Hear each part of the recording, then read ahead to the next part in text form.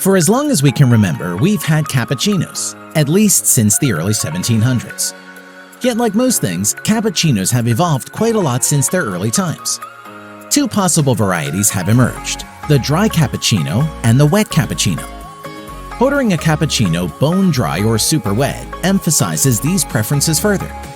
But what's the difference between dry and wet cappuccinos? Let's start with a wet cappuccino.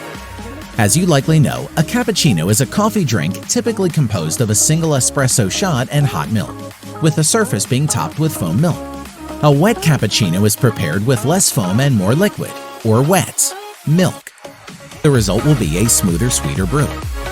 In contrast, a dry cappuccino is prepared with extra foamed milk and less liquid. Dry cappuccinos tend to have a punchier, slightly more bitter taste. A super wet cappuccino contains barely any foam and is similar to a latte.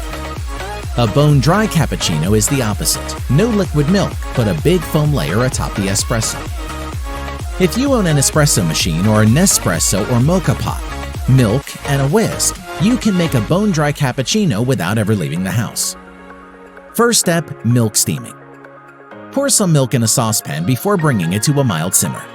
Use low heat until tiny bubbles begin appearing close to the edges. Take the saucepan off the heat once the bubbles start to form. Second step, milk frothing. Use a whisk or mixer to froth the milk. After the forming of foam begins, whisk faster to increase volume. Continue whisking until a sufficient amount of airy, thick foam is present. Third step, espresso brewing. Grind your beans and pull an espresso shot. If you don't own an espresso machine, you can use a Nespresso or a mocha pot. Fourth step, combine. Pour the espresso into a mug, filling 2/3 of it. Fill the remaining third with foam. You can now relax and sip on your bone-dry cappuccino.